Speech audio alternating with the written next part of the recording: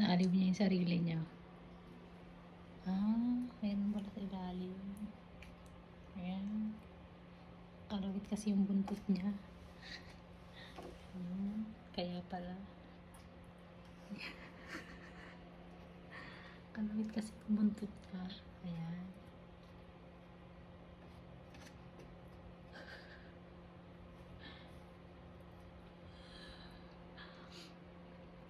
Kalawit kasi yung buntot mo eh.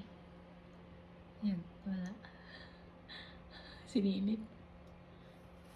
Ayan, lagi pa rin.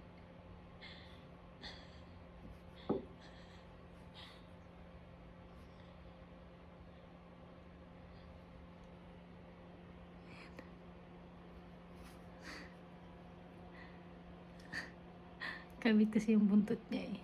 Ayan.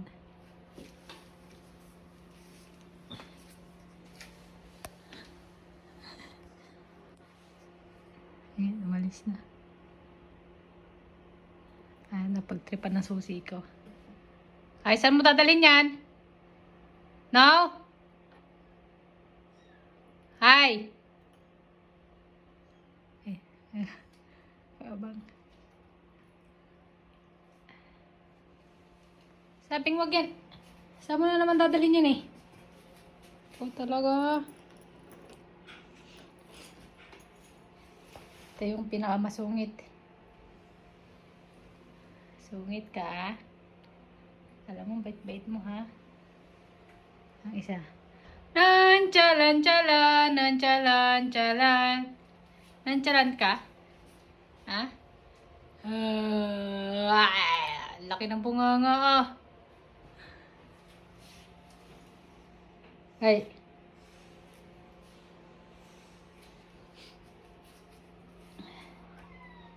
Dito sa taas ay ilan lamang sila? 6, 7, 8, siyam. 12. Pang 13 yung bagong panganak. Ayun. Ay, tulog. Tulog.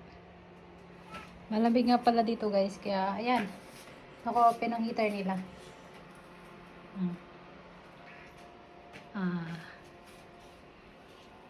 No ball. Ito siya, niliguan ko siya kahapon. Maligalig. Si Maligalig. Alam mo, laging gutom. Ito yung pinakabunso sa kanila. Ito. At dahil sa lang. May gate guys, kasi hindi sila pwedeng mag-pass by papunta doon. Kasi kwarto at saka office na ni amo ko yung nandun. Kaya laging may harang. Pag duman ka, close mo ulit. At maraming nakaabang. Ayan. Malingat ka lang ng konti. Hindi mo alam nakalampas na yun sa paa mo. Ito, lalaki. At ito ang aming bagong panganak. Ito ang magnanay. Mimix ko na. Gagawin ko na siya ng milk. Para magdede na siya. Kasi yung nanay niya walang gatas. Kaya kailangan siyang i-manual. Kailangan mo siyang bigyan ng kanyang sariling dede. Kasi kung hindi, si Egbert. Malayo ang tingin ni Egbert. Hi. Egbert? Hi. Ito magnanay. Mag-mix muna ako guys ng gatas ni Mingming. Napakain ko na siya ng lunch. Dinner na ulit mamaya. Hello. Mag-hey ko muna sa fans. Hello fans. Hello. Hi. Hindi ko palang kung anong gender niya. Pero sana boy siya, boy. Kasi yung shape niya parang boy siya eh. Ayan, nagalit ni nanay niya. Kala ko kunin. O, dyan na. Magtimpla muna ako ng milk mo. Close mo na ulit. Hi, Egbert. No. Ayan, ang dalawang magkapatid na makulit. Laging nakabang sa gate. At pag mayroong pagkakataon, mabilis yan silang makalusot. Lulusot yan sila sa paa mo. Hi. Ito si pangalawang bunso. Pero ang laki na rin niya. Oh. Taba. Lakas kumain. Hello. Hi. Isa. Wow! Wow!